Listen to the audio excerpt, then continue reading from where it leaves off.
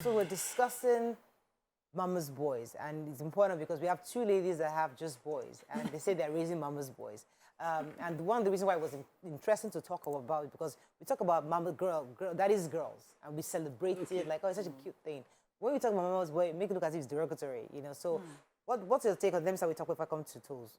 Oh yeah, I was saying before we went on break that I loved what VJ Adam said. He said, "I'm not going to." He was of the opinion that don't insult me for being a mama's boy because you were all these babes. You were not there. Who sat and watched my infant head?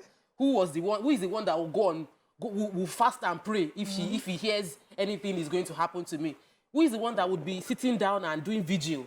That all these babes that want to become wives are not ready to do all of that. That many marriages are broken because of mama's boys. Many homes are in disarray because there are men who defer to their mother for every single decision to take the part. So that's a real issue. So as nice and funny as and flowery as we like to talk about, that mamas are great. But many women are having issues in their marriage today. Many women should understand the role of the mother in the life of their husband. Please explain to me. So I told you my perspective changed. Immediately I pushed out 2 boys.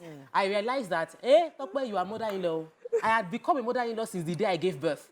So I knew that I was preparing my children for a long-term journey of loving their wives. Right. But I didn't want them to become so hooked on their wives and that they would forget about me. It's not fair. It's not. My husband should not say he loves me so much he will forget about his mother. He should care for his mother. He should check on his mom. That's the right thing. Let me hear Toolz's thoughts on this. Okay, so my boys, if you follow me on Instagram, you know that I love my boys to death, and I'm hoping they love me the same way. So I think it's sad that Mama's Boys is now like something that's very negative. I would like to think that in a positive way, my boys will be Mama's Boys, just like, you know, by God's grace, if I have like a daughter, she'll be a Mama's girl as well.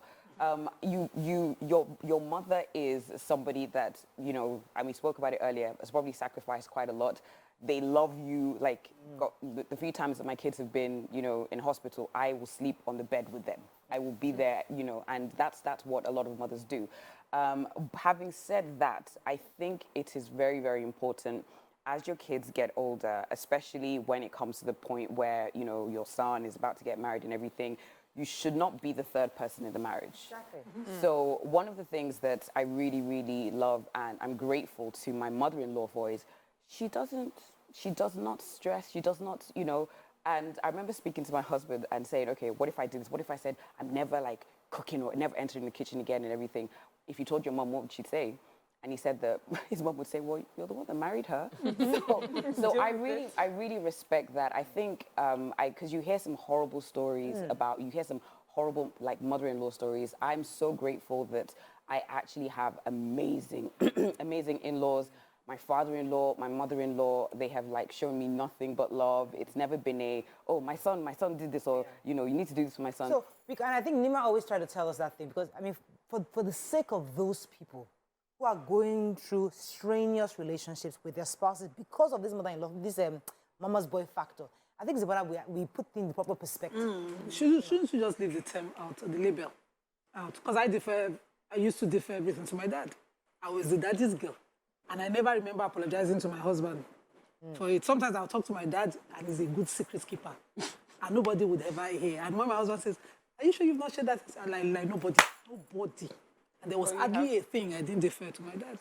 So if it was the other way around, my husband deferring everything to his mom, maybe it's the person you're talking about, you're deferring to that is the problem. Of course. So if my dad was someone that cannot keep secrets, someone who likes to fight, he comes to the house and says, my daughter, then there's a problem. So if we're looking at it, we should be talking to the mothers to prepare themselves for that stage. Yeah.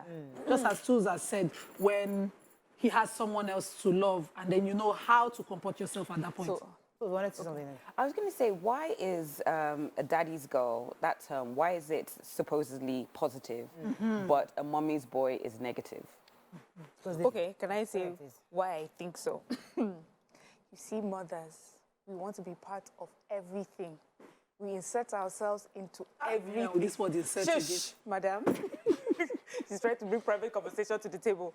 You know, and so when you have a mama's boy, it doesn't end with when he goes to Mama's house and he's dealing with Mama. Mama now hears something about Toolz, and she's like, ha ha! No wonder my son's neck is thin. I'm going to come and deal with, I'm going to handle it myself. I'm coming to fix things. But a daddy's girl may end up tender, and daddy is like, it ends there. You're not watching African Magic. Most times, it ends there. Daddies don't normally insert themselves in every conversation happening in the house. So that's what we're talking about.